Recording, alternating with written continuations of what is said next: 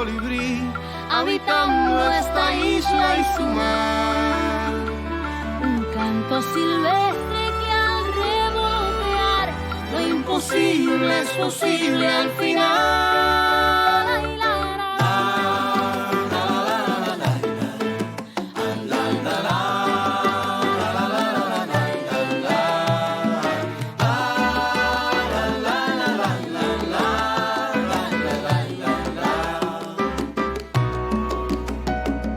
Despójanos del odio y de los guijarros, con la sonrisa de los milagros, con la broma soy la fuerza en el pico del pájaro carpintero, miel en los poros de los rumberos. Purifique el aire, devuélvenos la danza del cañaveral, trepidante de aguardiente y palma real. Asoma el ángel nuestro, tras el de la esmeralda, lloviznando en mí. Duende gigantesco, corazón perplejo, soy del frenesí. Trae consigo toda la luz como un abrigo, cubre su cuerpo de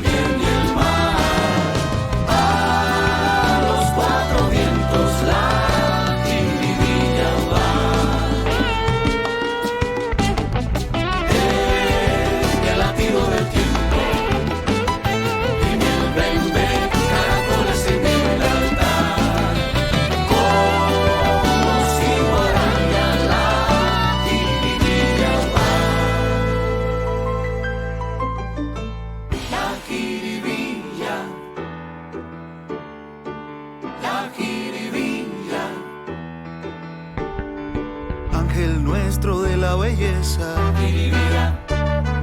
del cocuyo y la maleza, ángel de la resistencia, ángel de las diferencias.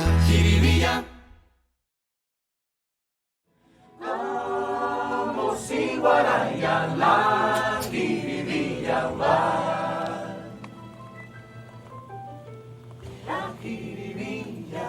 caracoles, yumba. La jiribilla, caracoles, yumba. Ya, no me borres eso, eso es lo que vamos a hacer.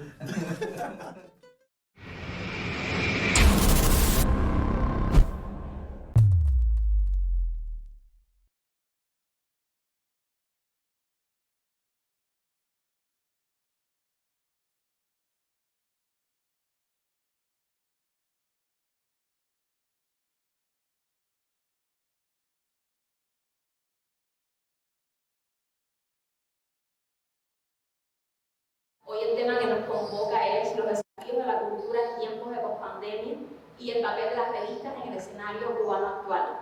Nos acompañan 5 intelectuales, escritores, colaboradores de las revistas. Es una dinámica que hemos establecido en varias ocasiones de poder debatir con nuestros colaboradores. Hoy nos acompaña Rafaela Costa da Riva, Norberto Codina, Marilyn Carrey, Víctor Coble y Lairi Fernández. En principio, la idea es que podamos debatir sobre este tema. Le pedíamos a algunos colaboradores que nos acompañaran, porque al final haremos una memoria escrita del debate, que a futuro pueda convertirse en un libro electrónico o en algún boletín que podamos socializar en varios espacios, incluidos en nuestras revistas. Para poner un poco en contexto el tema que nos convoca hoy, cuando en el 2019 comenzaban los primeros casos de coronavirus y el mundo se transformaba en su dinámica sociales y culturales, políticas se transformaban precisamente por la pandemia, muchos investigadores y académicos reflexionaban sobre cómo modelar las posibles características de un mundo post-COVID. En ese escenario, varios debates se centraron básicamente en el consumo cultural, en las dinámicas de las revistas y las publicaciones en la misma y cuáles eran los desafíos de la cultura de manera general en el mundo, y es lo que nos convoca hoy en este escenario. Yo le cedo la palabra a Víctor Fowler para iniciar el debate. Es importante que nos digan si se escuchan bien. Estamos grabando directo en cabina cada una de las intervenciones de los panelistas y también del público que participa para lo que comentábamos de la memoria escrita. Así que, Víctor, te invito a romper el hielo.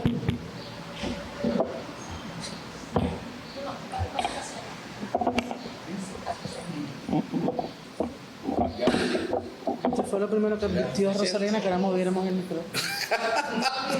Ya empezó ya rompiendo. Perdón, los segundos que advertiste que eran 5 minutos por intervención. Sí. Es importante también en nuestras dinámicas de debate que hicimos con los panelistas que fueran 5 minutos, porque lo importante es el tiempo de intercambio directamente con ustedes. Bueno, muy rápido. Hay una cosa que necesito, obviamente, antes de los 5 minutos. Mire, es muy difícil porque una cosa son los desafíos post pandemia y otra cosa son las revistas culturales. ¿Bien? Entonces yo voy a intentar muy rápido fundir las dos cosas. Una, miren, es importante entender por qué existen las revistas culturales. ¿Por qué existen las publicaciones periódicas? ¿Y cuál es la relación de las publicaciones periódicas con las dinámicas de producción de literatura, de cultura general y de conocimiento? Siempre van a tener una función, por lo menos cuando se sueñan, ejercer una función de liderazgo cultural de su época, y siempre van a ir por delante de otro tipo de producción cultural que queda objetivada en libro y en obra definitiva. Primero se va a publicar poemas sueltos y después el poemario. Primero se va a publicar un artículo y después el libro. Primero se va... Así es como funciona. Y por eso es que las revistas culturales ejercen, en el caso de las mejores, función de liderazgo. Ahora voy a decir las que yo creo que son, a mi juicio, las debilidades de nuestro tiempo.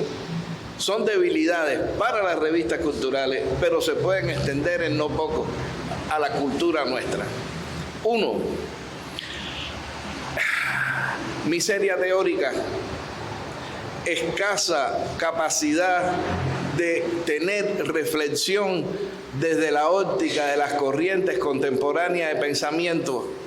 Léase feminismo, crítica LGBT, léase teoría crítica de raza, estudios institucionales, estudios sobre ideología, etc. Dos, casi inexistencia en nuestras publicaciones periódicas de presencia de la cultura global, tanto en temas como autores, incluso a nivel regional. Agradezco profundísimamente la presencia aquí de Elizabeth, que dirigió aquella extraordinaria revista, Opciones, sobre literatura internacional. Hemos perdido prácticamente eso en nuestro país. Basta con mirar la profusión de premios internacionales de gran nivel contemporáneo. Estoy pensando en los premios Nobel, etcétera, etcétera, de los cuales aquí no tenemos ninguna idea. Cero, como si no existieran. 3, escasa práctica de la traducción. 4, obediencia, y esto es muy complicado pensarlo, obediencia de origen colonial por la falta de diálogo con el mundo, en particular en lo referido al tercer mundo, que prácticamente no existe en nuestras publicaciones. Estoy pensando pensamiento contemporáneo de África, pensamiento contemporáneo de países árabes, pensamiento contemporáneo de Asia, pero puede ser igual literatura, puede ser igual teatro, etc. 5, incapacidad de construir sistemas de distribución de las propias revistas. Estoy pensando tanto en sistemas de distribución nacionales. No estoy diciendo comprar la revista a través de correo de Cuba. No. Estoy hablando de distribución de ideas, de los contenidos que allí están, tanto para Cuba como para el extranjero. Es decir, las revistas fueron siempre instrumentos de diálogo con el mundo y no tiene que ver con la cantidad de ejemplares. Orígenes, que se convirtió en una gran revista del continente, tiraba un máximo de 250 ejemplares, de los cuales 50 quedaban en manos del ESAM. Es decir, todo lo que el continente latinoamericano conoció de Orígenes fue con 200 ejemplares. Hoy día es requete posible superar eso gracias a los medios electrónicos. Si no lo hacemos, la pelota está del lado acá. 6. Falta de vínculo entre la producción de las publicaciones periódicas y el análisis profesional de sus métricas. El análisis de métricas de consumo, de lugares a donde se llega, que lo encontramos fácilmente gracias a los medios, a las métricas estilo Google Analytics y cosas así, tiene un complemento en el análisis en la bibliotecología, porque la bibliotecología analiza el rebote de esos temas y el rebote de esos autores. Es decir, la bibliotecología nos permite tener análisis de efectividad y eso entre nosotros es prácticamente inexistente. O sea, yo reto a que me pueda demostrar un texto dedicado al análisis profesional de una de nuestras publicaciones periódicas. 7. Poca comprensión de las potencialidades que ofrecen las nuevas tecnologías informáticas. Es decir, no solo en términos de publicación, de hacer una publicación concreta, sino en términos de transitar hacia instancias de intermedialidad, multimedialidad y transmedialidad, prácticamente inexistente también entre nosotros. Y 8, fragmentario y poco profundo ejercicio de la crítica, que acompaña a esto y puede agregarse de la crítica y de la investigación sobre la propia generación, circulación y efectos de las revistas culturales. Esas serían así de pronto, mi manifestación de los espacios que a mí me parecen más problemáticos para el ámbito de nuestras revistas culturales. Y bueno, ya expliqué por qué, cuál es la importancia que tiene la revista cultural como objeto, como instrumento dentro de una época determinada. Bueno, Víctor se ajustó a sus 5 minutos y realmente nos daba algunas líneas de mensaje y plantea obviamente debilidades y desafíos de la cultura en tiempos de pospandemia. Desafíos que evidentemente también provocan a la reflexión. Yo creo que la dinámica que podemos establecer es darle primero la voz a los panelistas y luego pasamos al intercambio con el público. Víctor hacía alusión a algo importante, que es la diversificación de los espacios de debate físicos y virtuales para la creación de propuestas que sean no solo nacionales, sino también regionales en función del debate cultural y que permitan obviamente el desarrollo de la cultura en tiempos de crisis. Otro de los aspectos que hablaba, bueno, es lo relativo al consumo cultural, que me permite darle la voz a Laidi sobre el tema del consumo cultural, la cuestión literaria, la narrativa, también que es una de las líneas de alguna manera el abordaje como narradora y también como colaboradora nuestra en la revista. Sí, buenos días y muchas gracias por invitarme al panel, Rosa, con colegas a los cuales admiro y quiero muchísimo. Bueno, realmente el panorama que deja Víctor Fowler es más que sombrío y realmente llama mucho a la reflexión, ¿no? Yo quería decir, voy a ser muy breve para ajustarme al tiempo, aunque ya Víctor Jara dijo una vez que la vida es eterna en 5 minutos, pero no hay que exagerar en este caso de nuestro panel. En primer lugar, Víctor habló en sentido general de las revistas culturales. Bueno, yo por razones obvias podría argumentar que no todas adolecen de esos pecados que nos señaló Fowler, y estoy pensando, por supuesto, en la revista Casa de las Américas, es una de las revistas más inclusivas en términos descolonizadores, regionales, latinoamericanistas y en general a escala mundial. Y quedándome ahí en esa misma publicación, yo recuerdo una anécdota muy graciosa que su antiguo director, o sea, Roberto, decía que el día que la revista no levantara ninguna roncha, o sea, no generara ninguna polémica, es que estaban decayendo. Entonces, como estamos en un aniversario de la revista La Jiribilla, en la cual yo colaboro hace muchísimos años, estaba tratando de sacar la cuenta, pero no lo logré, pero seguramente cerca de 18 o 20 años, La Jiribilla sigue despertando esa roncha de la cual hablaba Roberto. O sea, a mí me produce si se quiere, un morboso placer ver cuando atacan a La Jiribilla, porque quiere decir que vamos bien. O sea, despierta mucho resquemor. Una revista, aunque sea digital, que no es mi favorita, obvio, pero es lo que hay, que se circunscriba al acontecer cultural nuestro, al acontecer cultural nacional. Yo puedo hablar en términos de lo que hago, que es narrativa, y me interesaría mucho, seguramente otros compañeros van a abordar la temática de la investigación, de las ciencias sociales.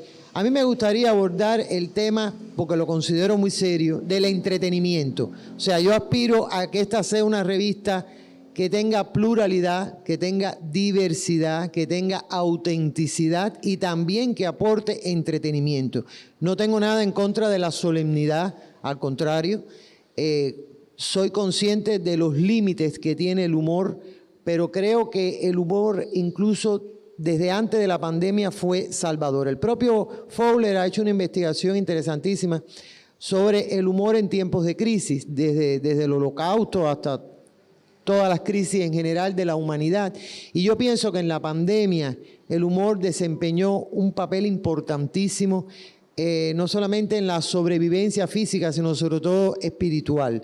Yo creo que el humor gráfico que hicieron nuestros creadores y el humor literario, estoy pensando en las crónicas de Ricardo Riverón Rojas, que son tan importantes, y bueno, y el pequeño aporte que yo puedo hacer también, humor que también fue criticado. O sea, ¿cómo era posible que nos moviéramos a risa en medio de la tragedia que estábamos viviendo y que continuamos? Porque ya nosotros, afortunadamente, ha sido declarada mundialmente como finalizada la pandemia, pero nosotros estamos inmersos ahora en una de las sucesivas crisis económicas que nos tocan.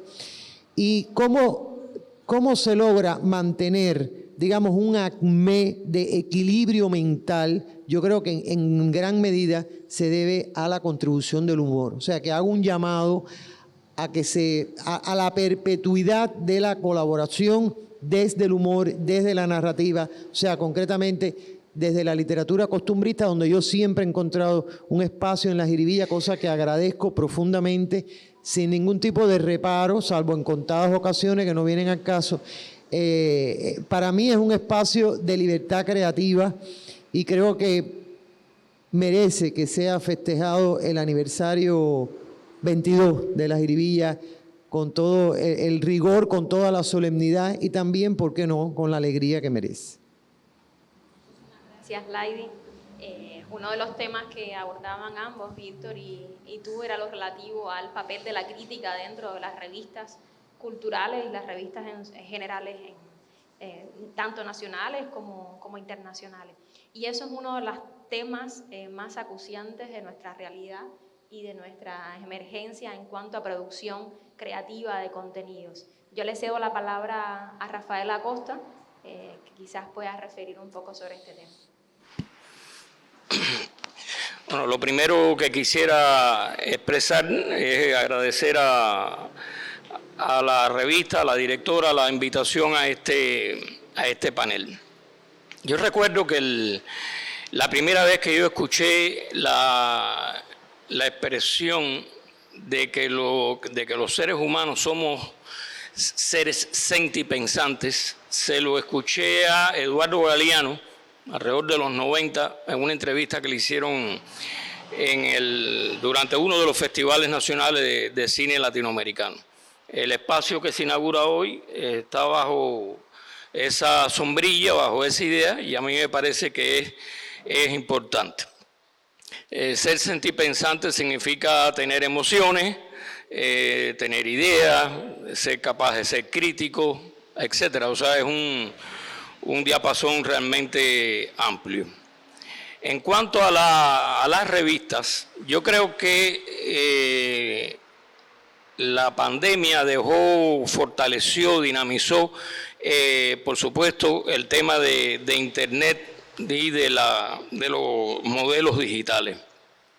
Al estar paralizado el mundo, obviamente, Internet se convertía más que siempre en la gran avenida de circulación de las revistas, de las ideas, etcétera. Me gustaría puntualizar un tema que mencionó Lady, que es el tema de la pluralidad. Yo creo que si nuestras revistas no aspiran a una gran pluralidad, creo que ellas mismas se están como que reduciendo. Y la pluralidad de temas en las publicaciones está esencialmente ligado con el tema de las políticas editoriales. Las políticas editoriales a mí me parece que en nuestro país tienen que ser más amplias, más tolerantes y más permisivas. He tenido experiencias personales que por supuesto no voy a manifestar aquí, pero por lo general la aspiración a la pluralidad viene asociado con el tema de la censura. Y ese es un tema que merecería, yo creo que por sí solo, un panel como este. De manera que yo pienso que el pensamiento crítico, que es una de las grandes conquistas de la modernidad, debiera tener en nuestro país y en nuestras publicaciones una acogida realmente sólida, una acogida realmente funcional. Las revistas culturales normalmente han sido como que el barómetro de la literatura de cada país. He encontrado a lo largo de los años la coincidencia en criterios de críticos tan prestigiosos como Roberto Fernández Retamar, Ángel Graña, Emil Rodríguez Monegal, Octavio Paz, en que no se puede escribir la literatura de ninguna nación si no es atendiendo a las publicaciones, a las revistas culturales. Y eso obviamente resalta, enfatiza el papel de las publicaciones. Yo creo que al dejar de existir revistas impresas, hay que migrar necesariamente al esquema digital, lo cual es bueno, pero deja un vacío que yo creo que es importante decir aquí, porque por lo general en nuestro país lo provisional se convierte en permanente y debemos luchar, debemos aspirar a recuperar las publicaciones impresas. Yo recuerdo que cada presentación de la revista La Gaceta de Cuba, dirigida acá por mi hermano Norberto Codina, era un acontecimiento social. Y se discutía, se buscaba un presentador prestigioso, etcétera, y realmente el momento de la presentación de la revista se convertía en algo importante.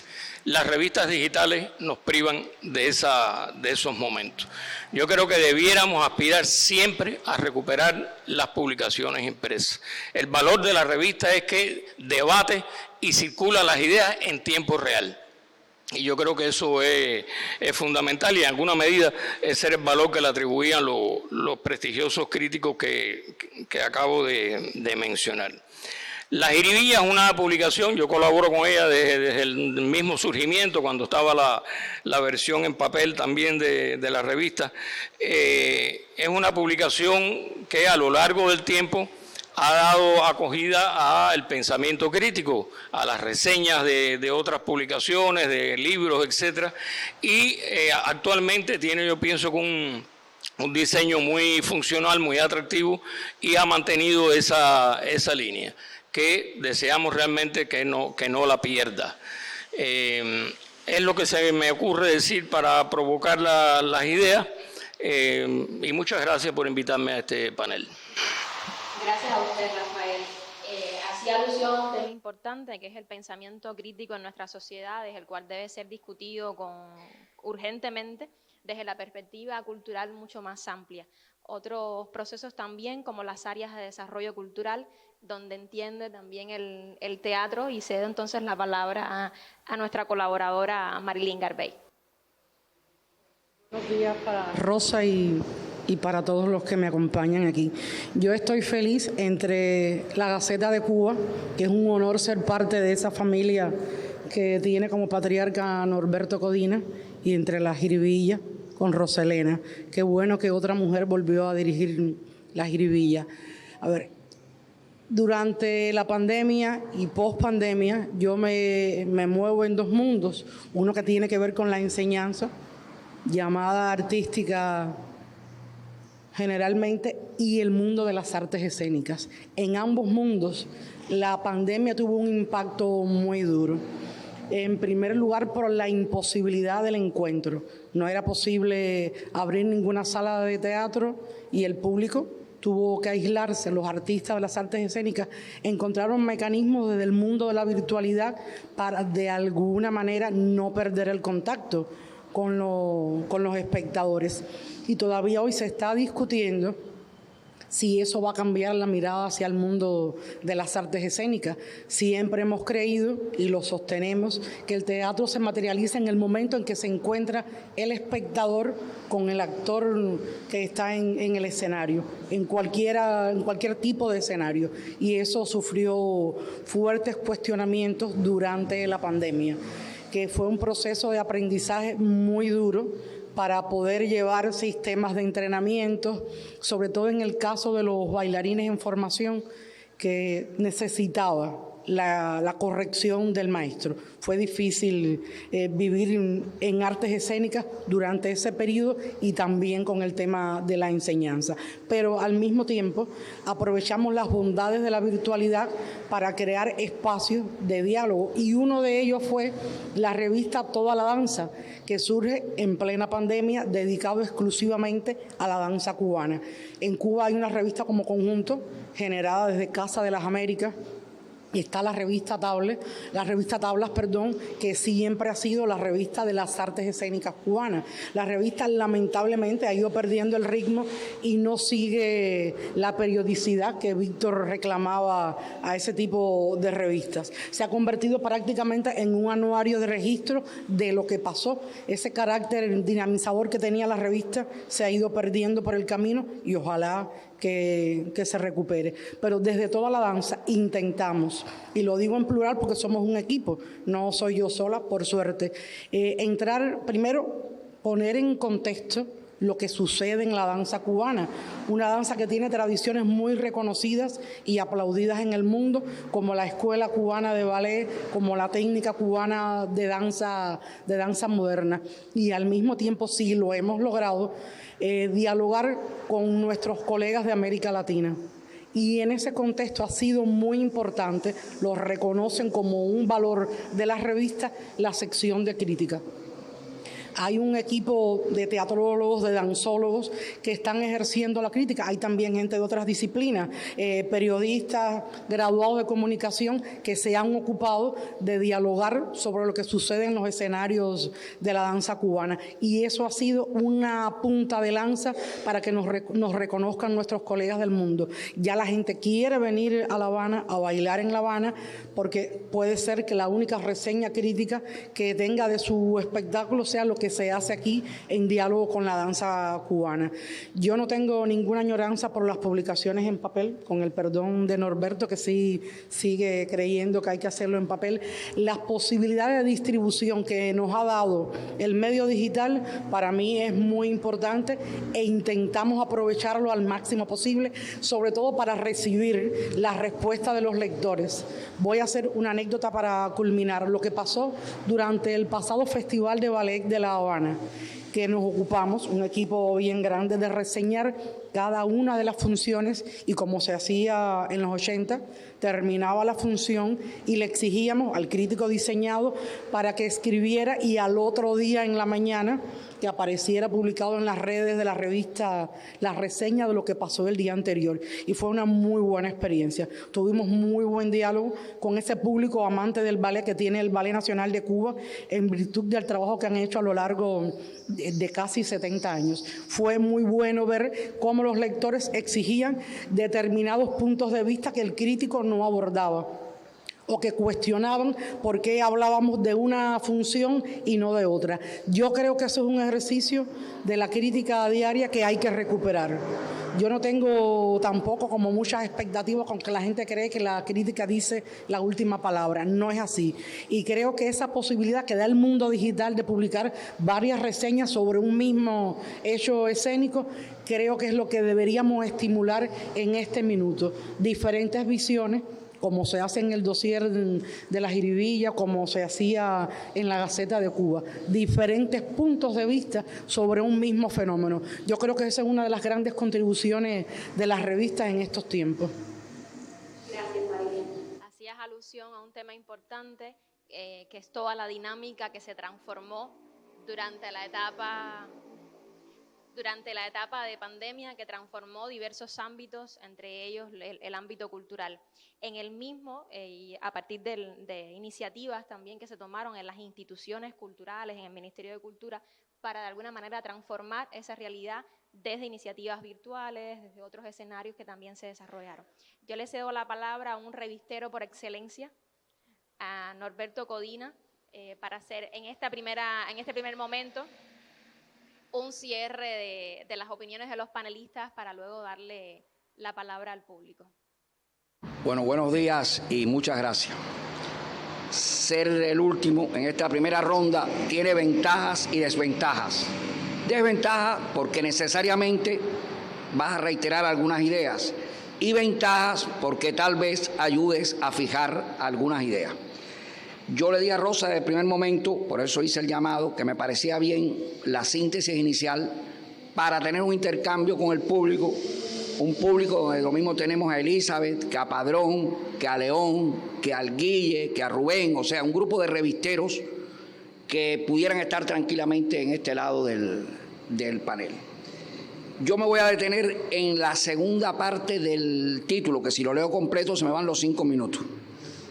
El papel de las revistas en el escenario cubano actual. Bueno, está la convivencia, el soporte digital y el soporte papel. Aunque yo soy un hombre de la era Gutenberg, no puedo negar para nada las virtudes del soporte digital. Y a Rosa le consta que yo termino de mandarle un artículo y a la hora estoy diciendo, oye, rectifica este error. En soporte papel costaría un poco más de trabajo. Y recuerdo aquella época en que convivía la revista digital y la jiribilla digital y la jiribilla de papel, que conozco personas que la coleccionaban.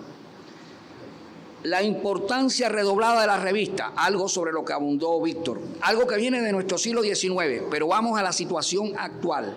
Con la carencia de libros, el espectro que cubren las revistas culturales ayuda a paliar esa ausencia de libros, esa posibilidad real de tiradas que no se está produciendo por una suma de motivos en nuestra industria editorial y en nuestra industria poligráfica, independientemente del espectro de la revista, porque Marilyn hablaba de las revistas de teatro, de las revistas especializadas. Rafael fue muchos años editor de la revista de cine, pero existe un grupo significativo de revistas que precisamente nos dan la posibilidad de acercarnos a las artes plásticas, o sea, a todas las manifestaciones. La revista tiene esa posibilidad. Y por tanto, en las carencias actuales que tenemos, me parece que aumenta su énfasis, aumenta su importancia. Y esto es algo que hemos debatido en más de una ocasión. Y sirve para plataforma, para la sociedad, como reconocimiento, los grupos que se nuclean en torno también a las revistas. Bueno, cubre eso un perfil cuyo espectro representa todas las manifestaciones del arte y la literatura. Ahora, en el presente de Cuba. Y vamos aquí a un tema que por sensible es muy importante. Casi el 25% de la población cubana es mayor de 60 años. Pero ese 25% es sin duda las 2/3 partes, para ser moderado, de lo que es el lector real y activo de nuestra sociedad. Y sin embargo, depender solo de las publicaciones digitales es una limitante. Yo recuerdo incluso en la época de La Gaceta que colaboradores estelares como Reinaldo González y Enrique Saín se me quejaban del puntaje de la revista, que nosotros lo hacíamos precisamente para poder incorporar mayor cantidad de materiales. Ahora imagínense leer en un celular, leer en un tablet si lo tiene, etcétera, etcétera, etcétera. O sea, indiscutible, para no hablar del ciberdespacio, porque nosotros en realidad, señores, lo que padecemos es un ciberdespacio, y hace años. O sea, son excepcionales en los medios nuestros que pueden tener una agilidad, y estoy pensando en revistas de más profundidad. Yo recuerdo a Amadito del Pino, que fue un lector consecuente y colaborador con La Gaceta. Él se quejaba desde España, el Rubén se sabe esta historia perfectamente, de la dificultad que él tenía para entrar al sitio de la Unidad para leer La Gaceta. Pero Rubén también sabe las dificultades que ha habido con cine cubano, para entrar a cine cubano, o Casa de las Américas. A veces a mí me ha sido más cómodo llevar una memoria y recoger la revista que tratar de entrar a ver los artículos de la revista. O sea, son una limitación real que padecemos. Señores, está claro la importancia de las publicaciones digitales. No quiero que Rosa me dé debajo en la nómina, pero es una realidad a la que tenemos que enfrentar. Producto de esto, hace más de 2 años, a iniciativa del Instituto Cubano del Libro, se creó un consejo asesor, y dentro de ese consejo asesor un área que era las revistas culturales. A mí me invitaron a colaborar, tuve 2 personas estelares en el equipo, Agdrel, que durante muchos años dirigió la oficina de publicaciones del Instituto del Libro, y Mariela, que creo que actualmente es asesora jurídica porque su formación es abogado. Hicimos un documento donde le pedíamos al instituto la posibilidad de un grupo de revistas emblemáticas.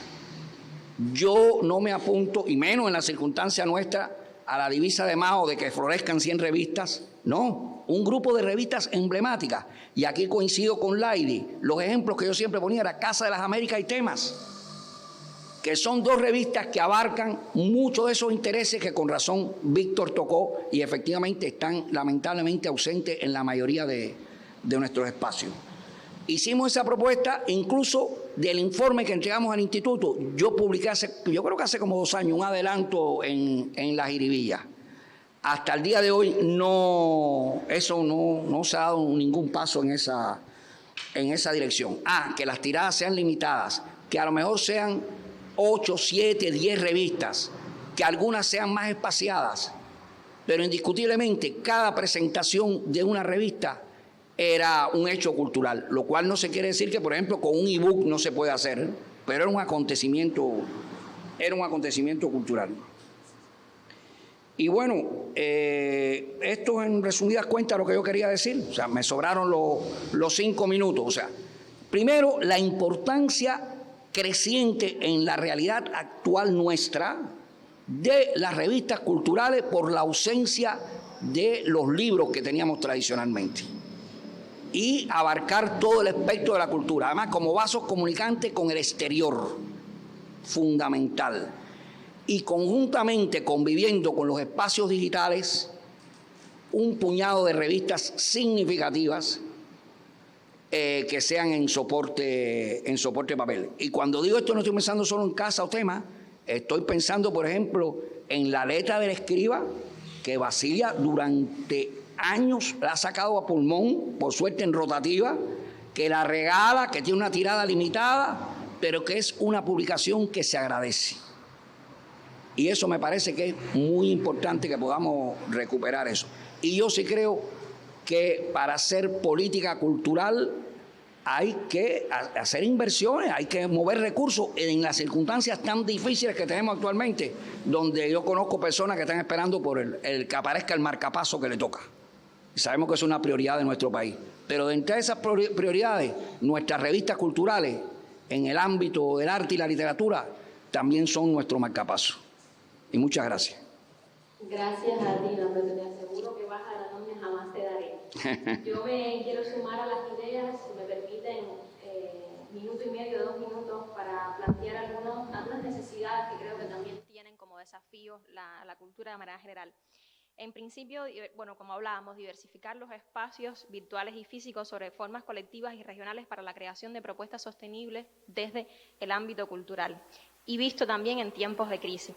Potenciar el análisis y la recopilación de datos sobre el impacto económico, social y cultural de la pandemia en la vida de cubanas y cubanos, desde un enfoque interseccional que teniendo en cuenta variables de análisis como género, territorio, clases sociales, color de la piel, desigualdades sociales, pobreza, exclusión, marginación, vulnerabilidad, brechas de equidad, entre otros. Y esto entenderlo no solo desde las ciencias sociales, sino asumirlo también dentro del contenido de las revistas culturales.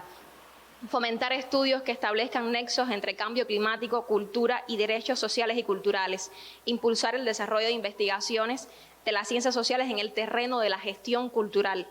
Continuar fomentando la inclusión de todos los actores sociales en procesos de participación política y cultural, el diálogo intercultural entre regiones y el respeto a la diversidad. Incentivar el trabajo de funcionarios públicos en la defensa del valor de la cultura en el desarrollo individual y comunitario.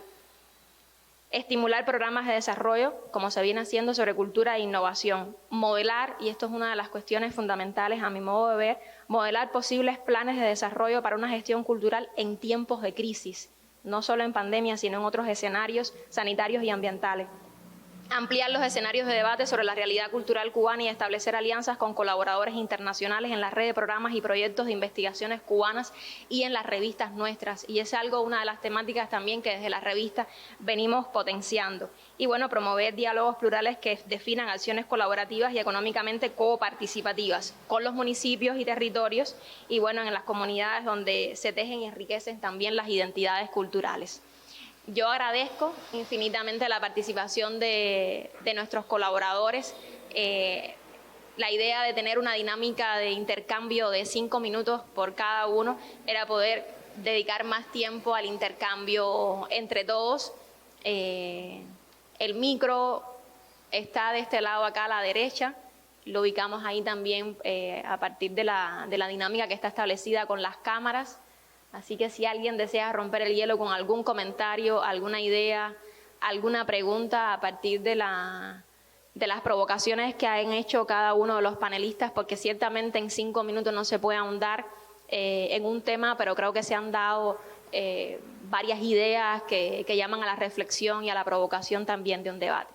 Si alguien se suma. Guille, gracias por romper el hielo.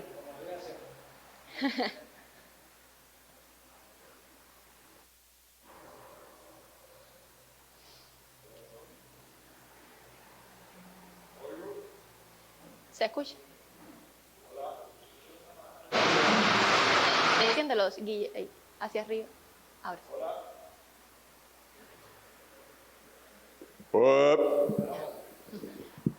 Bueno, buenos días. Hemos hablado sobre el papel de la revista, pero me parece que es necesario también felicitar concretamente, felicidades a la Jiribilla por su 22 cumpleaños. Y quería apuntar un breve detalle, que es que colaborar con una publicación es mucho más que hacer un artículo, mandarlo o traerlo, que lo publiquen, cobra y hasta el próximo artículo. Yo tuve el privilegio de ser colaborador en el Caimán Barbudo en la década de los 80. Después estuve un tiempo en el portal de Cubarte y terminé en la Jiribilla. Y lo que quiero decir es que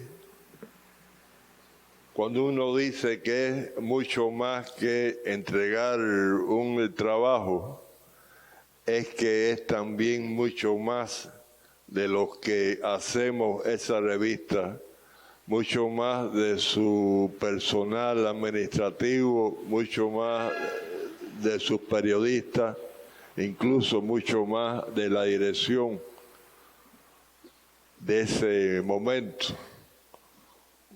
porque uno llega a enamorarse realmente de esa publicación como si fuera o como si es algo vivo. Cuando me hablan de la jiribilla es un sentimiento que cala hondo en el sentimiento de todos los que colaboramos con él, con la publicación, quizás, como decía Lady, por la pluralidad de cada edición, en la que no necesariamente se hace énfasis en la solemnidad, sino que forma parte en artículos de fondo, sino que hay espacio para todo lo que tiene que ver con la cultura de la nación. Y por eso creo que es importante felicitar a la jiribilla en su cumpleaños, y sobre todo con una mirada de futuro, porque ahora estamos viendo la jiribilla ahora, pero si uno va por la biblioteca y pide publicaciones de época del Caimán Barbudo, y va a ver ahí parte de la historia de la cultura cubana en esas publicaciones, y creo que la jiribilla en ese sentido está haciendo y ha hecho historia en ese sentido. Por eso quisiera pedirle un fuerte aplauso para la jiribilla en su aniversario.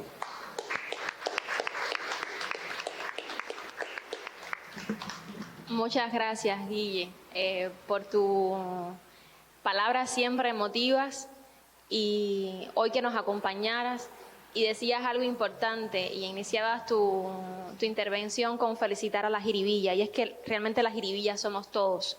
Es su equipo de trabajo, como lo mencionabas, es su equipo de administración, de dirección, pero es también sus periodistas y diseñadores, voy ahí, compañero, sus periodistas, sus diseñadores, sus comunicadores, quienes atienden las redes sociales, todo el equipo de trabajo nuestro, pero también los colaboradores. Sin ellos es imposible.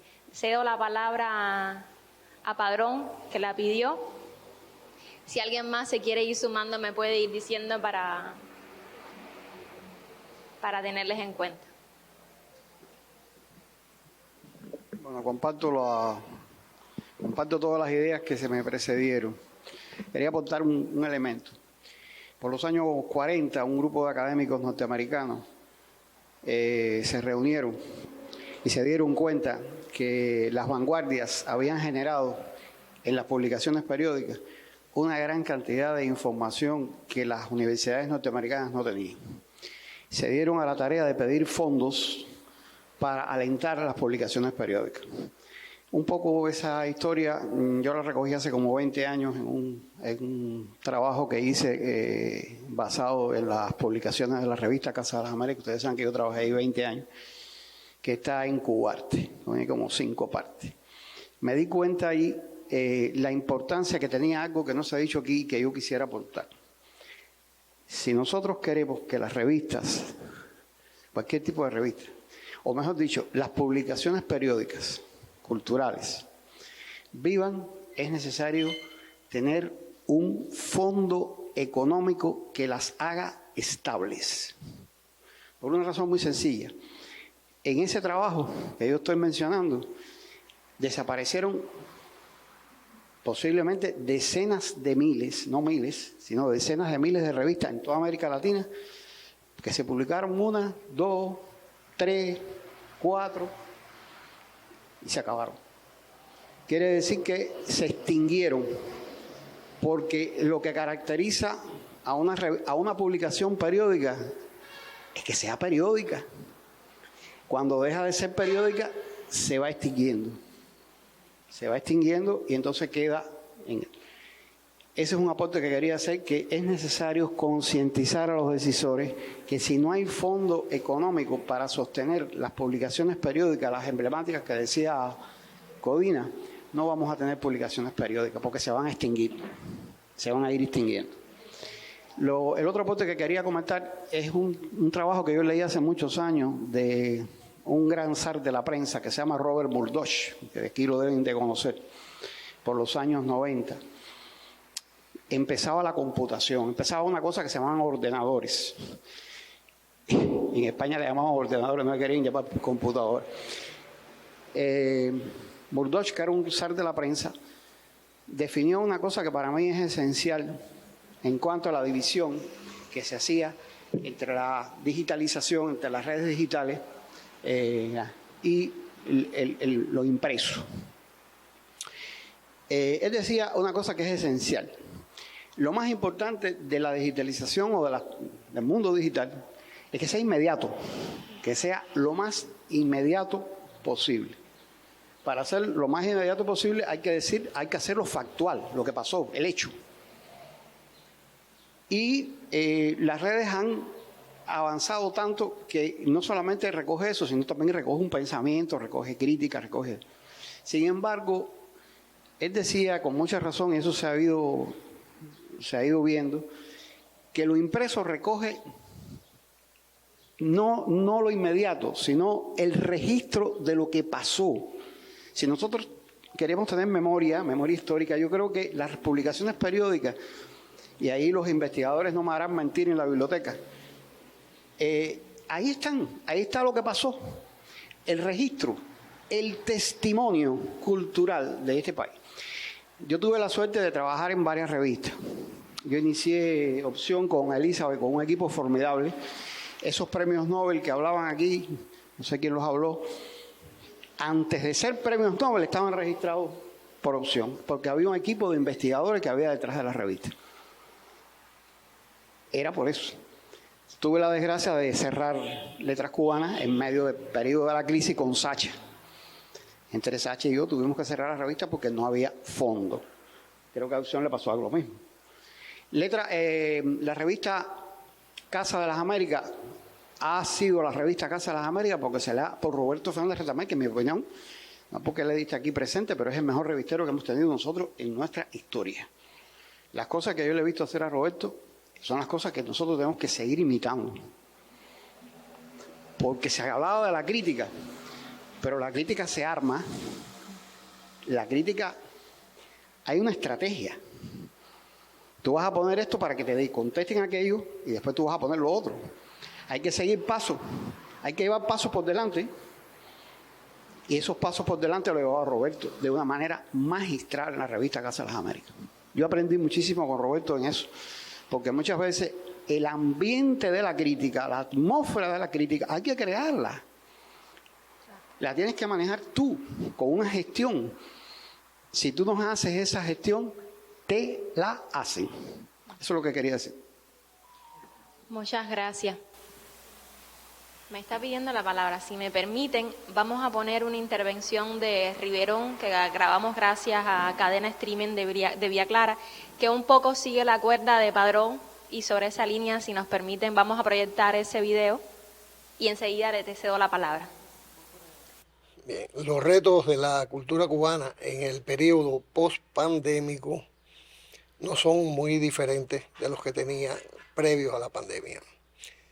Yo creo que desde entonces acá, ahora solo que un poco más acentuado, está la recuperación del espectador, del consumidor de alta cultura, de la cultura, que debe enfrentar los retos de una cultura laica, una contracultura que se ha ido imponiendo en la cotidianeidad cubana. Las ofertas se sabe que cambiaron, la manera de ofrecer la cultura a partir de precisamente de la pandemia, con un predominio de lo audiovisual, de las publicaciones y otras entregas desde las redes y desde internet, lo audiovisual sobre todo prevaleciendo. Pero hay un asunto que es de filosofía. ¿Por qué razón se ha ido perdiendo al lector, al consumidor de cultura? Se ha ido perdiendo no solo porque las instituciones no lo hayan ofertado, sino porque eso no ha tenido un impacto mediático que merece y solo se ha quedado en pequeños espacios de exposición en vivo y cenáculo. Creo que uno de los retos también que enfrenta la cultura cubana pospandémica está en la reestructuración institucional. Las instituciones ya tampoco pueden funcionar con la misma lógica que funcionaron. Y el ejemplo más concreto es, por ejemplo, el de los músicos, el de la literatura y las producciones editoriales que han sufrido un impacto durísimo por las restricciones económicas. El que la cultura y la economía tengan un fluir más armónico y sincronizado, creo que es importante también. Creo que en estos momentos la cultura ya no goza de los protagonismos que tenía en su momento.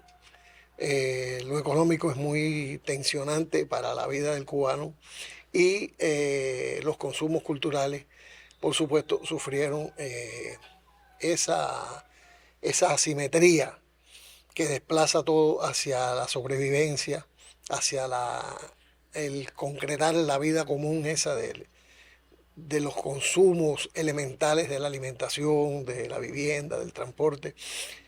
Todo eso es una ensalada que está actuando en la vida del cubano actual y que en la cultura ha tenido un impacto, pudiéramos decir que negativo. Superar eso a través de ofertas institucionales mucho más dinámicas, mucho más novedosas, quizás con una presencia cada día más creciente en el elemento comunitario, en algunos elementos que en determinado momento del periodo especial se recuperaron, como es la reutilización, el reciclaje de algunos productos que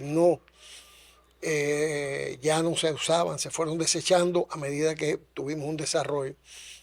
En lo editorial, por ejemplo, pudiera ser esta una de las soluciones, cómo en el periodo especial se utilizaron esos reductos que iban dejando las industrias poligráficas para ponerlos en función de la literatura. Hoy no se ve esa intención, al menos. Creo que sería cuestión de ponerse a pensar, digo, y desde una institucionalidad rediseñada. Por otra parte, las revistas culturales, cómo se manifiestan, creo que la pérdida mayor de las revistas culturales es la pérdida de la inmediatez. Ya desde el periodo especial, las revistas culturales que eran solo de papel entonces, al extenderse su plazo de salida, su periodo de salida, pues se centraron en lo reflexivo, en lo más de fondo, y se fue dejando a un lado la inmediatez. Hoy tenemos las revistas electrónicas, la Jiribilla misma es un ejemplo de ello, pero creo que siguen orientadas las revistas hacia la profundidad, lo de fondo, y la inmediatez se ha abandonado. A ver, una inmediatez que sea de fondo parece una paradoja insoluble, pero no lo es. Se puede ser inmediato y ser a la vez profundo y a la vez abordar temas de hondura filosófica, de hondura política, de hondura cultural, desde esa inmediatez, porque la inmediatez es la que garantiza, la que conquista nuevamente al lector. La inmediatez y también los diseños tienen que ser novedosos, tienen que cambiar un poco determinados formatos muy estrictos, muy ortopédicos. Yo creo que hay que poner los formatos más atractivos.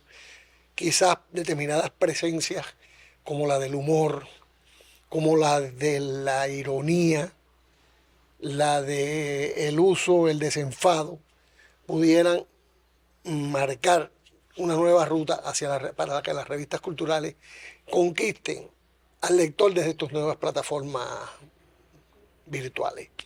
Entonces, felicitando a la Jiribilla por su 22 aniversario y ratificando mi condición de colaborador permanente. Muchas gracias.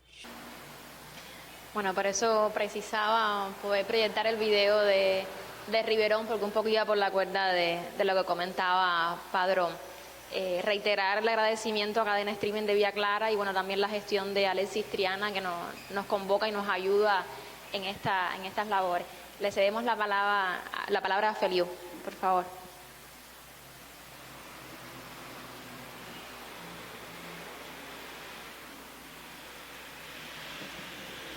Buenos días. Lo mío es en la cuerda de Codina y de Guille. Qué lindo que todavía existe. Que todavía cantar aquí la canción de Pablo Milanés y sus 22 años. Por los 22 años. Yo creo que es muy importante que siga existiendo la revista. Se lo digo yo que trabajé en una revista, como fue la revista Tricontinental, hasta que cerró lamentablemente hace 5 años. Y esa trilogía, le digo Codina, Tema, Casa y Jiribilla, es básico para conocer la cultura cubana, si no, no hay. Todavía hoy, 5 años después que cerró la revista Tricontinental, aquí vienen aproximadamente entre 5 y 10 compañeros del mundo buscando la revista Tricontinental por el aval de los 50 años que duró aquella revista y lo que estaba en esa historia. Yo creo que la Jiribilla y estas 3 grandes revistas dan la cultura cubana de hoy. Es muy importante que aun cuando no pueda estar en papel físico, ojalá que tengamos que hacer una tirada de 500 ejemplares, pero digital.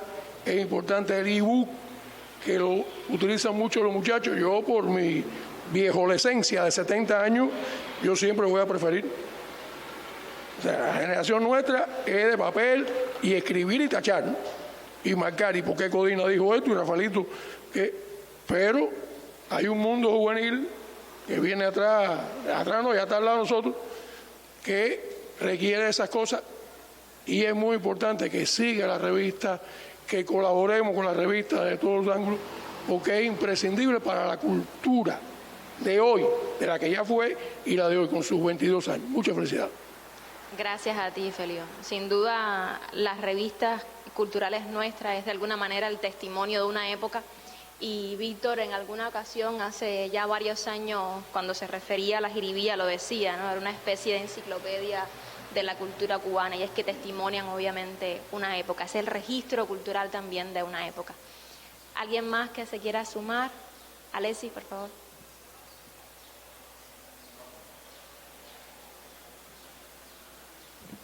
Yo lo que quería era apoyar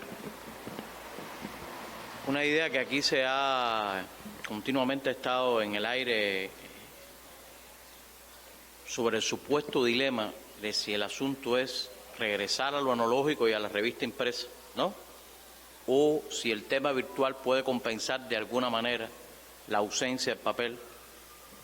Y yo creo que la gran enseñanza que nos dio la pandemia, y para eso esto habla de los desafíos en tiempos post-pandemia, es que no hay opción posible.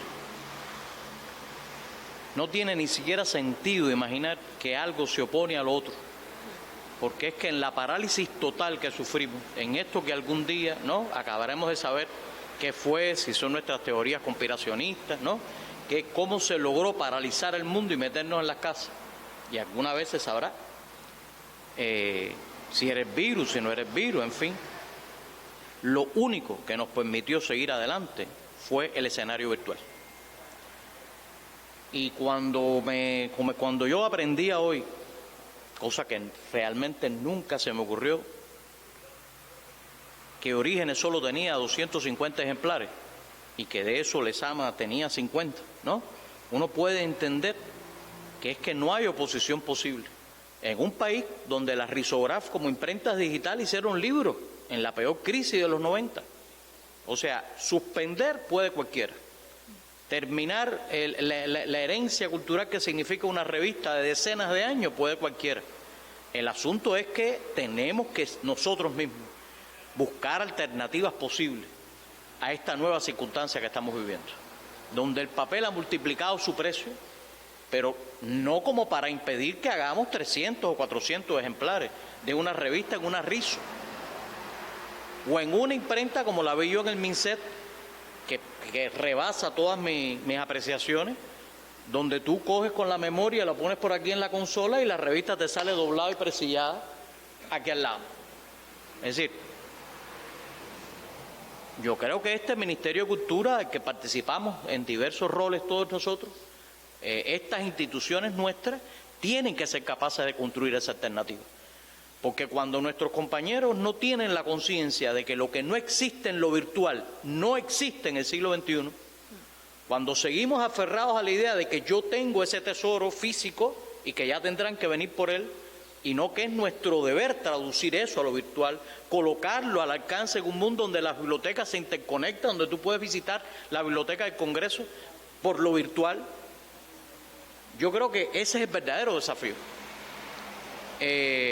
No digo que ninguno de nosotros lo haya logrado, creo que es nuestro desafío. Forma parte de las continuas conversaciones, porque a mí se me parece como el tema del pollo y las MIPYMES. Es decir, yo no puedo seguir apostando a la idea de que es que no va a haber internet para conectarnos, porque me va a pasar igualito que el cable Martinica.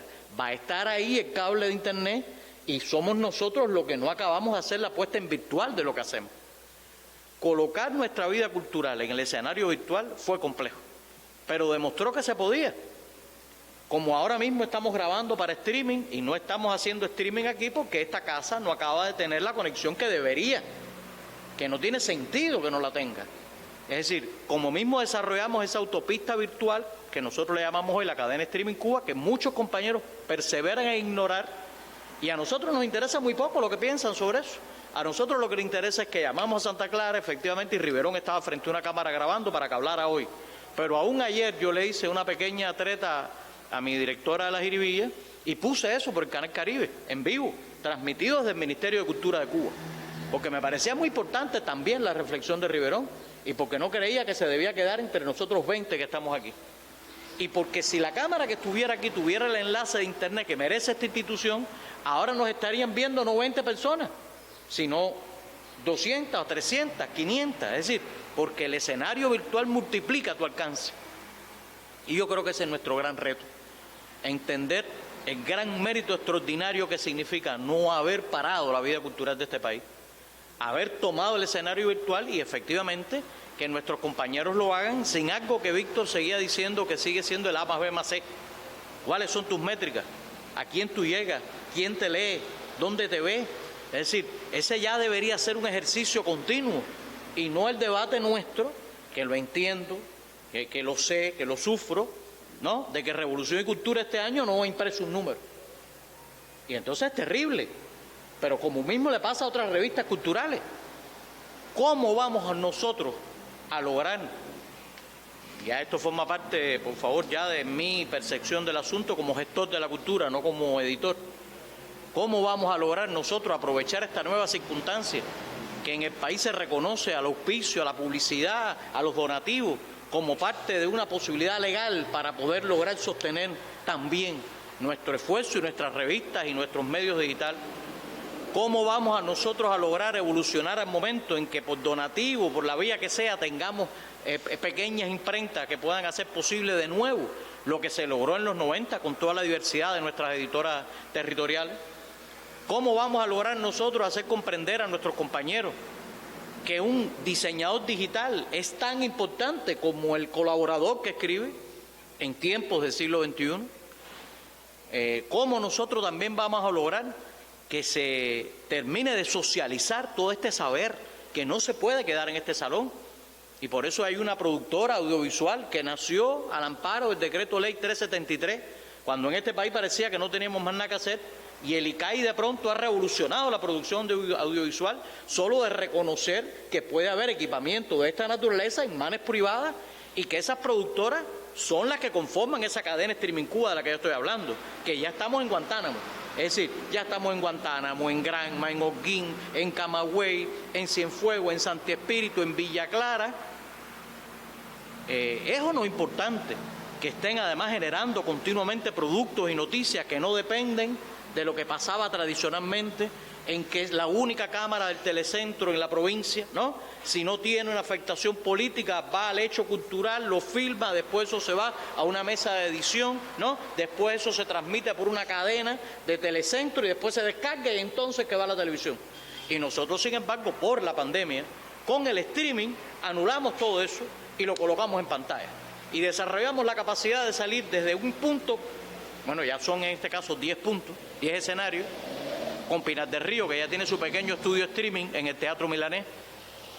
Desarrollamos la capacidad de salir en vivo por la televisión cubana o de colocar eso en las redes directo en los teléfonos. ¿Eso es perfecto? Para nada. Eso todavía necesita un ejercicio de eficiencia, de estudio de métrica, de comprensión, como yo le leí en el libro a Rosa Miriam Elizalde, de que lo que ha ocurrido es un verdadero cambio cultural.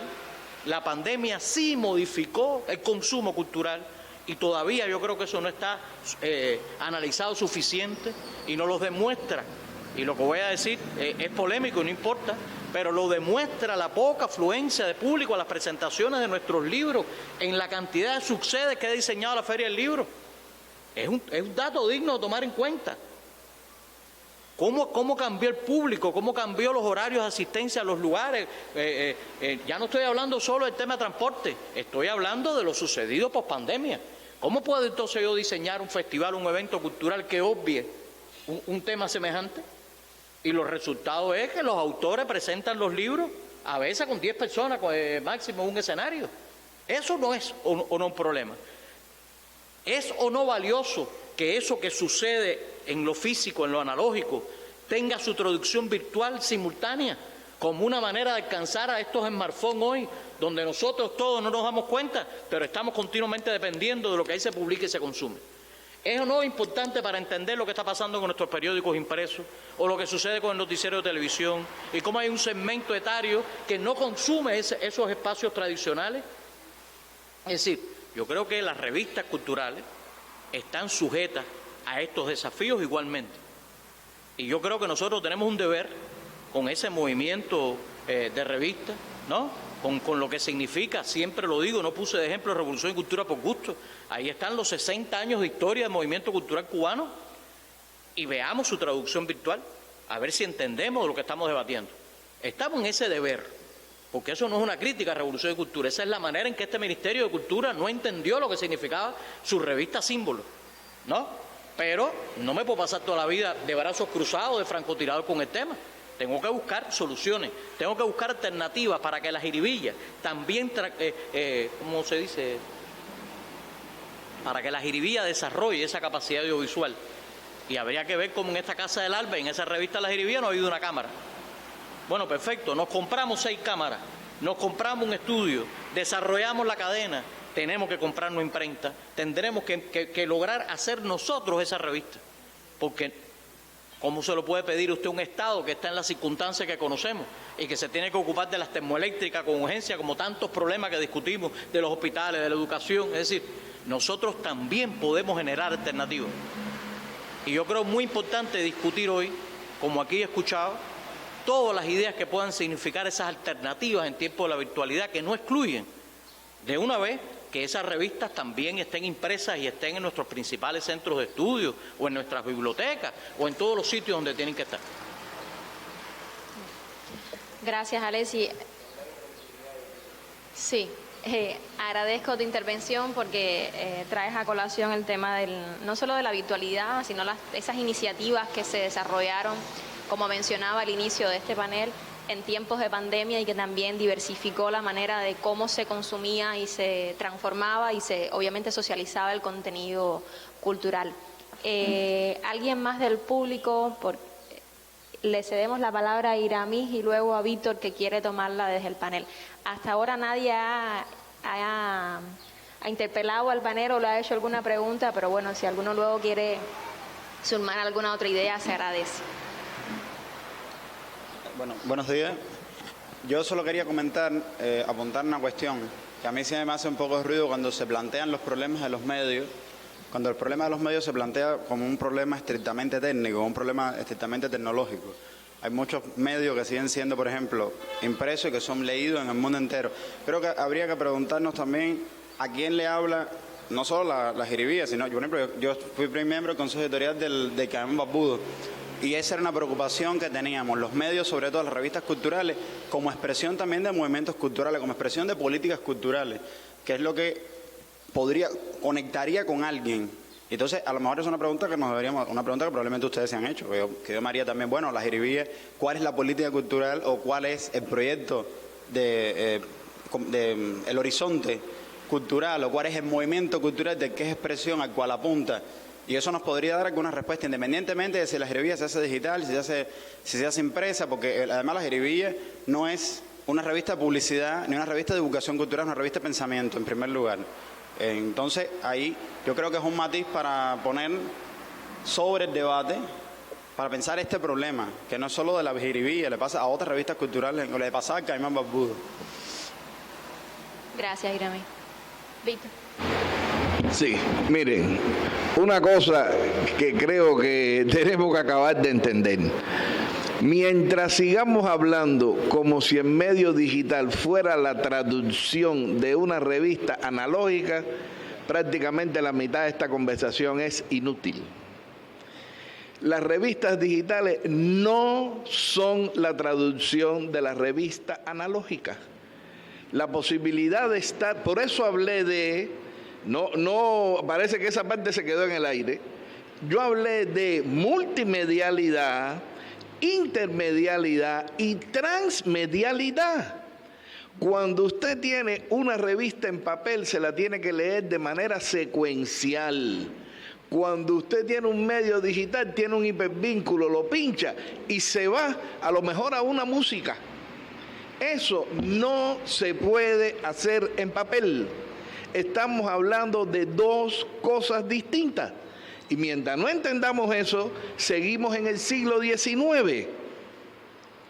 Entonces, hablar en el siglo XXI significa entender lo que es el medio digital y las potencialidades que ofrecen.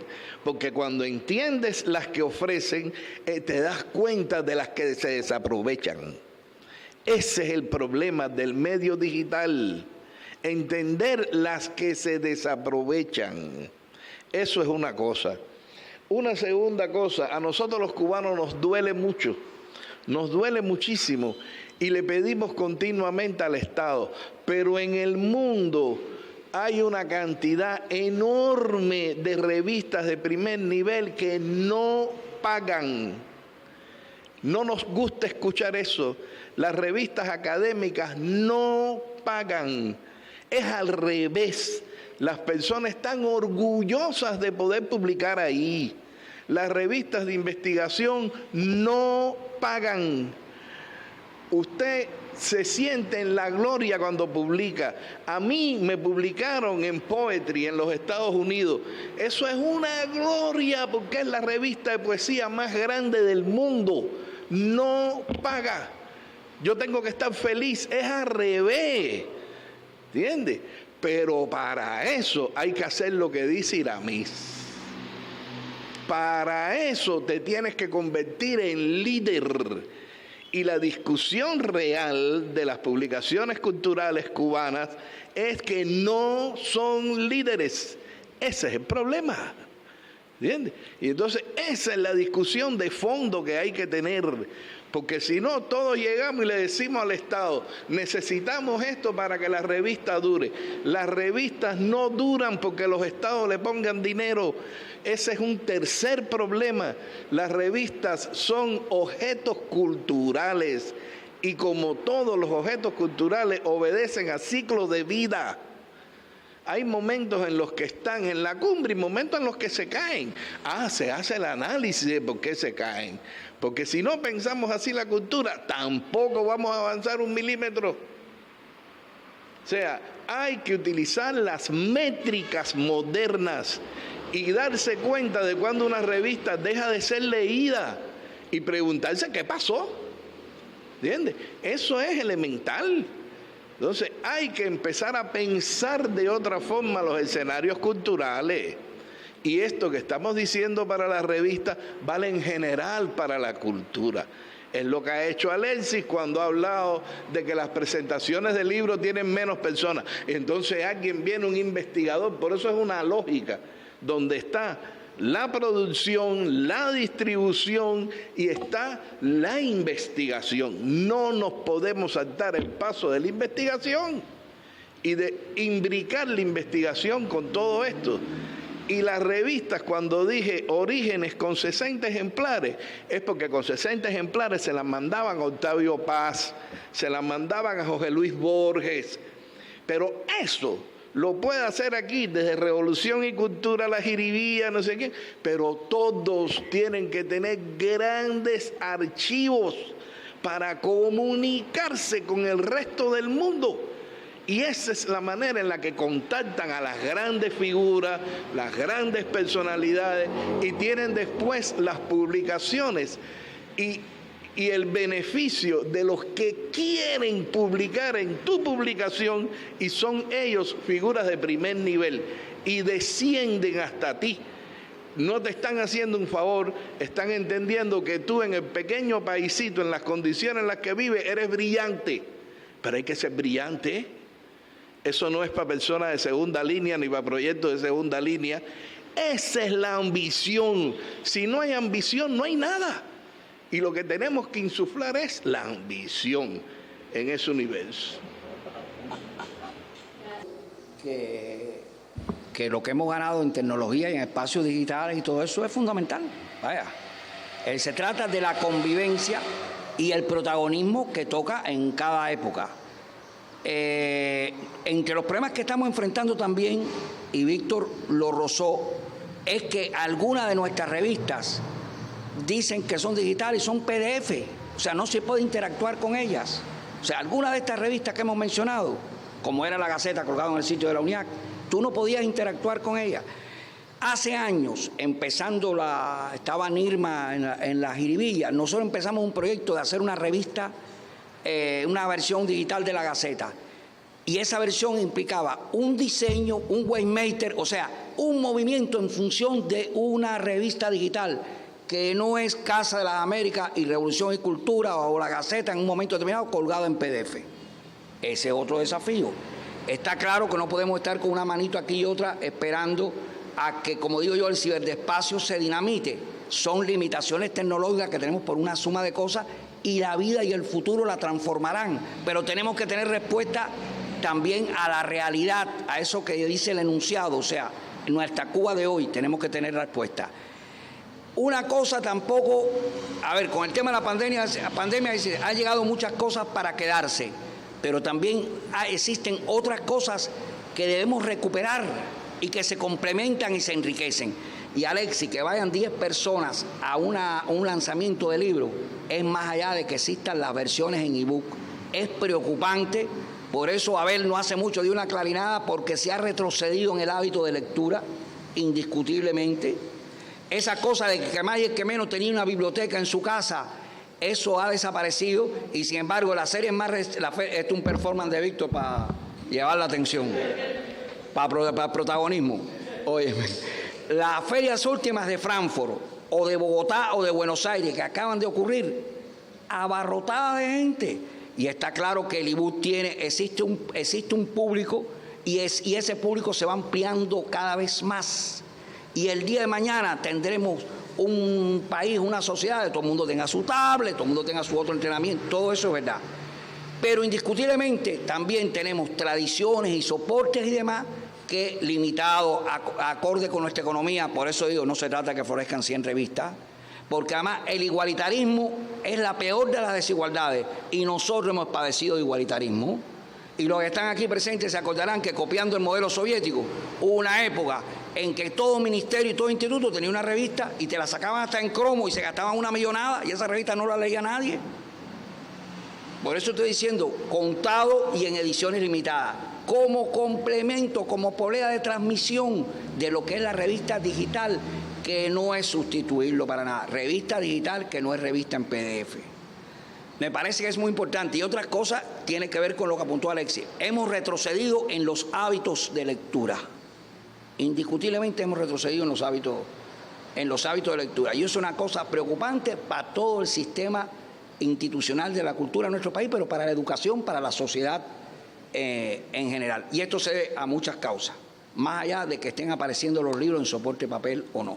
Causas más complicadas y que tienen que ver también con nuestra sobrevivencia, que es una verdad de la Cuba de hoy.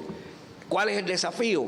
Las alternativas que podamos generar desde nuestras posibilidades, pero sin renunciar a que esa economía tan exprimida pueda separar unos pesos para determinada inversión o determinado esfuerzo.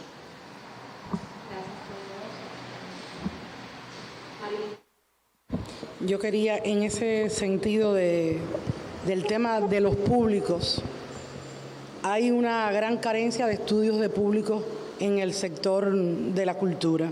No sabemos a ciencia cierta, y de alguna manera le quiero responder a Iramis, no solamente en las revistas culturales, nosotros no sabemos cuál es el público que va a las salas de teatro, que va a las salas de conciertos. Hace un par de días se creaba cruzata del vacío de la Sala Avellaneda durante la Feria Cuba Disco. No sabemos cuál, no hay estudios certeros, actualizados del público pospandemia.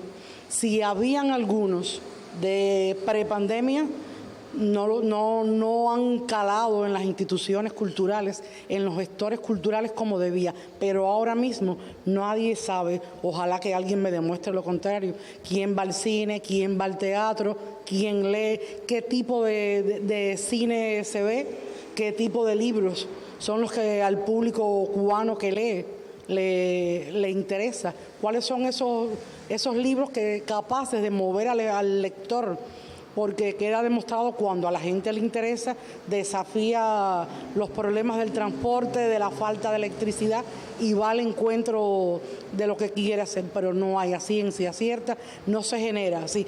Todo el mundo dice que hay que hacerlo, pero nadie asume la tarea de hacer los estudios del público de la cultura cubana de hoy.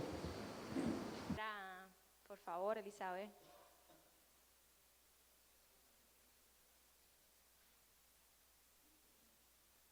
Bueno, como yo me tengo que ir, vine con la cartera, así que salgo por aquí cuando termine mi intervención.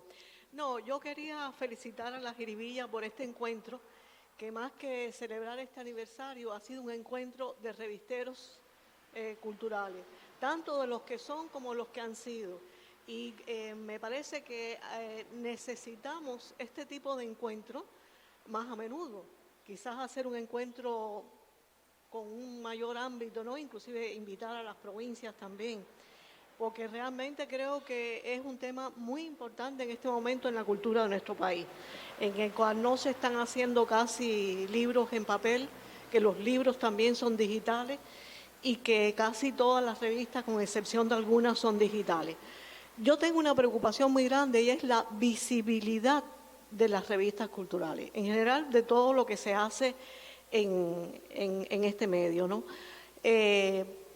¿Dónde es que se leen estas revistas digitales? ¿En el celular? Realmente es difícil. Sé que la gente joven lee mucho en celulares, pero realmente ya con un poquitico más de edad es un poco difícil leer en celular, y yo leo en celular, porque ¿en dónde más vamos a leer si no tenemos conexión? La conexión de Cubarte realmente es mala. Yo creo que hay que invertir en Cubarte para que se convierta en la conexión de las revistas culturales y de los medios culturales. No sé quiénes leen La Jiribilla, por ejemplo, que creo que es una revista que tiene una vitalidad realmente impresionante.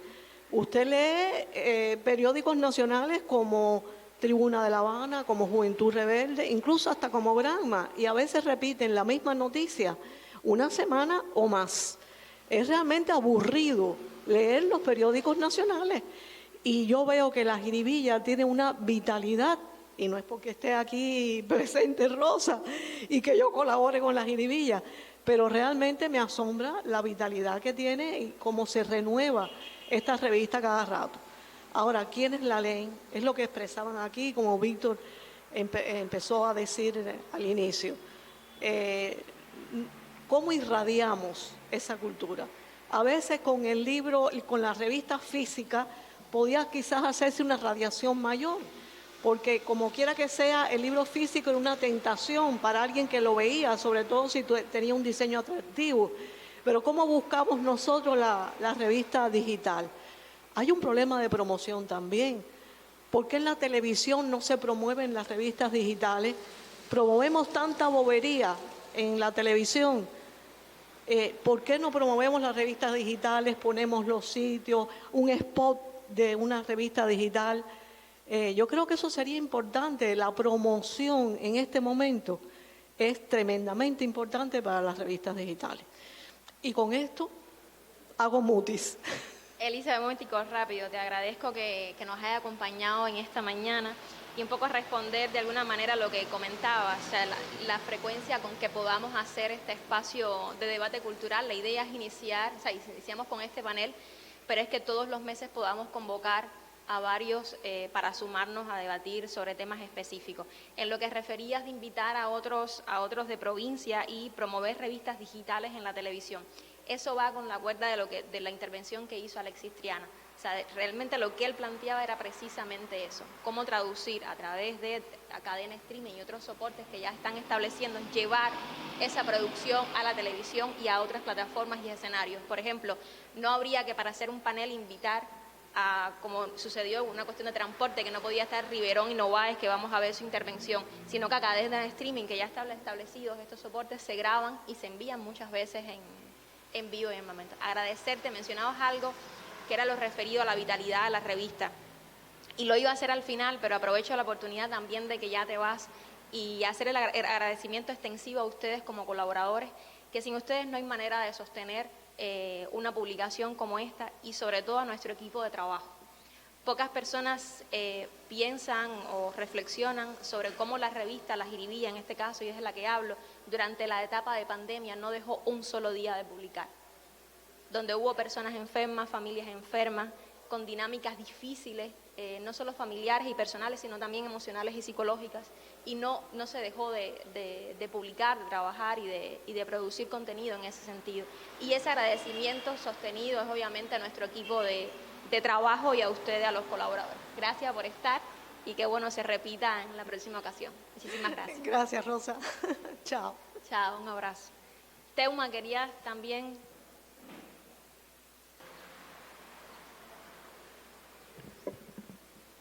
Buenos días. Primero quería agradecer a Rosa y la invitación de compartir este espacio acá y a los compañeros del panel. Y yo voy a compartir una experiencia que me parece muy relevante en el ámbito de las revistas culturales, no solamente pospandemia, sino pandemia, porque fue un proyecto que surgió precisamente en el año 2020, que es el proyecto de la revista cultural La Jeringa, que comenzó como un proyecto de promoción cultural y 3 años después editó su primer número físico. O sea, invirtió el proceso que estábamos pensando aquí de traducción y tradujo lo virtual, el trabajo de redes, hacia el mundo real en un objeto de lujo, hasta cierto punto. O sea, yo creo que la experiencia de la revista La Jeringa es interesante porque no tiene un ministerio detrás, no tiene una institución cultural que la apoye y que la sostenga. Es un proyecto autogestionado que funciona a partir de la colaboración de buena fe de jóvenes artistas, jóvenes escritores, jóvenes que tienen intereses culturales, que se ven representados en ella, que publican en ella, que tienen una presencia en las redes que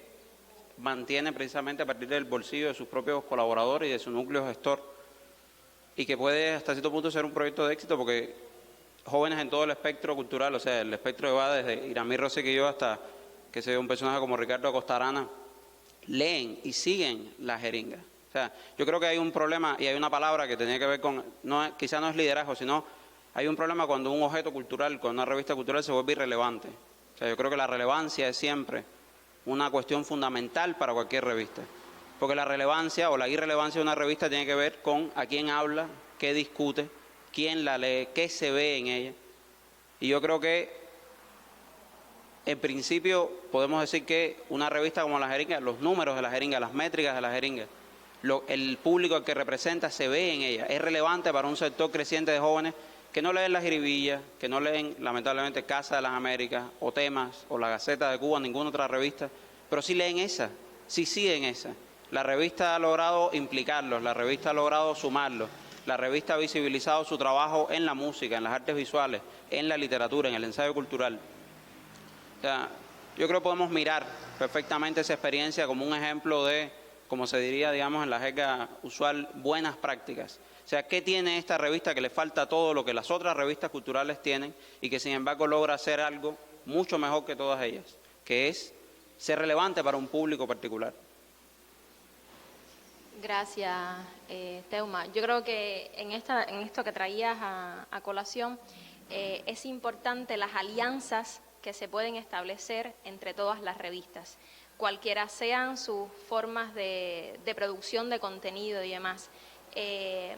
Y yo creo que en esas alianzas se establecen espacios de colaboración mutuo, espacios de colaboración colectivo, de producción colectiva de contenido, porque ya ponernos a ver qué tiene una y qué no tiene la otra, entramos en un terreno que no es el más digamos, beneficioso y viable, y sí buscar esas vías de colaboración y de producción colectiva. Porque si vamos a las métricas, La Jiribilla tiene más de 31.000 seguidores, con toda una producción detrás, y entrar en cuestiones de audiencias ahora mismo no es el motivo de este panel. Pero sí insisto, a partir de tu intervención, en esa idea de establecer alianzas de colaboración colectiva, y de producción colectiva, más allá de ver que tienen una y que tienen otra. Sí quisiera cerrar, porque además, para ver su opinión y que lo grabamos, el video, la grabación que hizo Novaes por cadena streaming de su intervención en este panel. Si alguien más desea participar, comentar, preguntar, por favor. La pandemia ha sido un golpe significativo para la cultura, no solo en Cuba, sino en el mundo. Y en el caso de Cuba, ha generado nuevos retos, nuevas contradicciones, y ha profundizado otros que ya existían en la sociedad cubana anterior a la pandemia. Si tuviera que hacer un breve recuento de cuáles considero que son los principales retos hoy que tiene que enfrentar la cultura en la pospandemia, sin ánimo, por supuesto, de hacer un inventario exhaustivo ni agotarlo, yo me atrevería a apuntar algunos. Yo creo que sigue siendo un reto fundamental el resolver el hecho de que los artistas, a muchos de los cuales les estamos creando espacios para hacerse profesionales, les estamos creando espacios para su superación, para la publicación, divulgación de sus obras, muchas veces no reciben una contraparte económica que les permita vivir de esa especialidad o de ese arte que están produciendo. El tema de lograr que los creadores y artistas vean en Cuba y dentro del proceso político, social y cultural cubano una fuente que les permita desarrollarse, que les permita potenciar sus habilidades y vivir dignamente, sigue siendo un gran reto que tenemos que resolver. También el golpe económico de la pandemia obliga a repensar muchas cosas. Por ejemplo, para nadie es un secreto que hoy la industria poligráfica está atravesando por una crisis de grandes dimensiones. Bueno, ¿cómo vamos a garantizar que todos los libros digitales que estamos comenzando a producir se comercialicen? Porque lo cierto es que todavía hoy no hemos encontrado un esquema que verdaderamente permita comercializar el libro digital y permita generar dividendos y explotar todas las posibilidades que lo digital ofrece. Así pasa con muchos otros sectores de la cultura que se han visto trastocadas sus dinámicas con la pandemia y que tenemos que darle respuesta a sus reclamos, a sus retos. Respecto al papel que pueden jugar las revistas culturales en este proceso, yo creo que las revistas culturales hoy más que nunca deben jugar un papel de jerarquización cultural activa. Pues la única manera en la cual los recursos que se destinan hoy para la cultura se usan verdaderamente para promover a lo mejor y más valioso por un criterio artístico es a través de crear estas jerarquías en las cuales la crítica y la labor de la revista cultural es fundamental. Y yo creo que también las revistas culturales pueden crear un espacio para reactivar la crítica, no solo la crítica de arte, sino también la crítica como ejercicio de pensamiento que lleve a polémicas donde se reflexione, se discuta, se debata, proyectos estéticos, visiones del mundo, que es también una forma de negociar proyectos de país. Hoy estamos urgidos de eso, la nación necesita ese gran debate que se está dando en otros espacios que no son los espacios de nuestra institucionalidad, que no son los espacios que podemos y debemos crear, y creo que le corresponde a las revistas culturales darle respuesta a esa tarea. Y por último, creo que también debe haber un esfuerzo sostenido. Yo estoy al tanto de todas las condiciones materiales en las cuales se realiza el trabajo, pero debe haber un esfuerzo sostenido porque las revistas culturales también dignifiquen el pago a los colaboradores. En un escenario donde la crítica es tan importante, el crítico como figura debe ser dignificado también a nivel de, digamos, lo que se le paga, el espacio que se le da, el grado de inserción que se le da dentro de polémicas, debates y demás. Si no hay más ninguna intervención, comentario o idea, sí compartirles, porque parte también de las iniciativas que hicimos por el 20 aniversario en el año 2021, como les explicaba, que casi toda su celebración fue en el escenario virtual, desarrollamos una serie expositiva que no había tenido su muestra al público. Hoy no la concebimos como una muestra expositiva tal cual, pero sí también como un reflejo de la obra de varios artistas ilustradores que trabajan directamente con nosotros, en el caso de Michelle Moro, Brady Izquierdo, Aluán, Mirianis Montes de Oca y Ramiro Sardoya. También estuvo Fariñas, que su obra no la pudimos proyectar hoy por cuestiones de enmarcar y demás, pero bueno, forma parte también de esa iniciativa que hicimos en el año 20, que era como leitmotiv también, el ángel de la jiribilla, visto también desde parte del fragmento del rezo de Lezama, se asoma ahora el ángel de la jiribilla.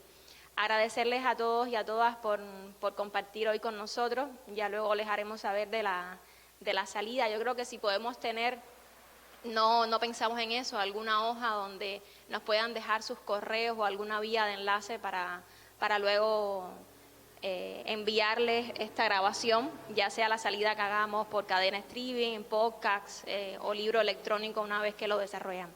Invitarlo al próximo mes, el próximo panel. Muchísimas gracias a nuestros panelistas por participar, por inmediata que fue la convocatoria, dijeron estamos ahí y participaremos del debate. Le agradecer a todo el equipo de grabación, a Alexis Trianas por su gestión, Lice por acompañarnos hoy. Muchas gracias a los colaboradores también por estar, al equipo de sonido, a Dani también por la secuencia de las imágenes en el televisor, y cedo la palabra a Lili, la directora de la Casa del Alba, que me está haciendo señas que quiere tomar la palabra. Así que muchísimas gracias a todos y bienvenidos al próximo espacio. Y a la Casa del Alba y a su equipo de trabajo por siempre acogernos. Obviamente esta es nuestra sede, es nuestra casa, pero también por hacer posible cada una de las iniciativas que hacemos en la Jiribilla. Gracias. Bueno, gracias Rosa por la oportunidad. De las cosas que habría que escribir también es de la relación que hemos establecido entre una institución cultural, un medio de prensa, y esto que está ocurriendo hoy, que también es inédito y que yo creo que hay que seguir repitiendo. Gracias a la Jiribilla también por darle la oportunidad a esta institución que se tiene que renovar, replantear un grupo de esencias que desde su fundación han venido transformando y son la institución que hoy estamos destinados a ser. Para nosotros también un privilegio recibir al panel que hoy ha estado en la institución, y ojalá se repita un espacio como este, y también los que han estado sentados del lado de acá, que han hecho aportes significativos. Por ahí hay muchas deudas con esa joven generación también de escritores, intelectuales, periodistas que tiene nuestra institución. Entonces, nada, el pasado 5, que fue un día también complicado para la celebración porque habíamos suspendido todo lo que ocurrió el 1 de mayo, entonces de pronto el 5 todo el mundo olvidó que la Jiribilla estaba cumpliendo su 22 aniversario y lamentablemente la pandemia obvió también 2 aniversarios de esta revista que bien lo merece, y la casa que siente a la revista como suya también quiere reconocer en este momento el trabajo no solo de Rosa, sino a todo el colectivo que ella representa.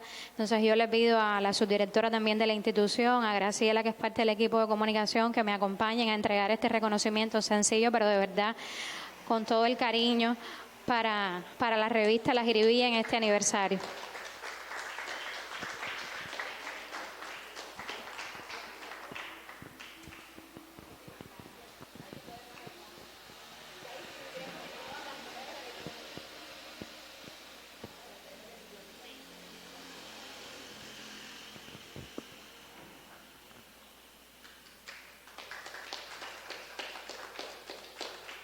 Bueno, realmente agradecer. Yo creo que siempre la gratitud es algo importante en cualquier momento de nuestras vidas. Realmente este es un ciclo que iniciamos con un equipo de trabajo que se fue consolidando. No solo el equipo interno de trabajo, sino también de los colaboradores. Ahí tenemos a Víctor, tenemos a Costa Arriba, tenemos también a algunos otros que se nos fueron sumando en esta etapa en la que empezamos a pensar las revistas, a desarrollarlas y producir todo su contenido creativo. Hay muchísimas deudas que tenemos y desafíos al interno de las revistas y son desafíos que a lo largo del tiempo y que también diariamente con el equipo de trabajo sostenemos y mantenemos a diario. Agradecer a nuestros colaboradores, agradecer a ustedes por estar hoy, agradecer a la Casa del Alba por esa acogida constante, porque realmente, aun cuando es nuestra sede, sentirnos parte de ese proyecto institucional es realmente importante. Les invitamos a que puedan compartir con nosotros en la tarde. A las 4 hay una lectura de poesía de conjunto con otro proyecto que tiene sede también acá en nuestra Casa del Alba, que es Cuba Poesía, con la presentación del poemario ilustrado manufacturado, Lo que nos rebasa, que hicimos también con motivo de ese 20 aniversario de la revista. Si se dan cuenta, el leitmotiv todo el tiempo era Ángel de la Jiribilla, a partir de ese rezo de Lezama, que con lo cual se compuso estas obras de estos artistas, también un monólogo de teatro, y lo proyectaremos a las 4 de la tarde, pero lo traigo también a manera de homenaje y desde la espiritualidad y el agradecimiento a Alexis Díaz Villegas, que en su momento asumió la producción de este proyecto de monólogo de teatro, que es el rezo de Se asoma ahora el Ángel de la Jiribilla.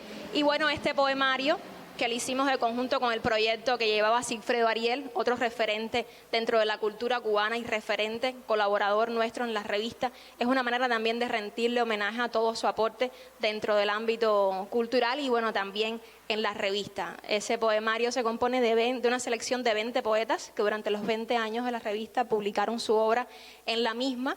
Es ilustrado, es un poemario hermoso. Al ser manufacturado tiene una tirada muy pequeña de ejemplares. Socializaremos el poemario digital y bueno, lo presentaremos a las 4 y a las 5 de la tarde el concierto de Yaima Orozco, que está viajando justo ahora desde Villa Clara, debe estar llegando 1:30 de la tarde para poder asistir al concierto y celebrar estos 22 años de la revista. El agradecimiento eterno a todas y todos y sean bienvenidos al próximo espacio el mes próximo. Muchísimas gracias.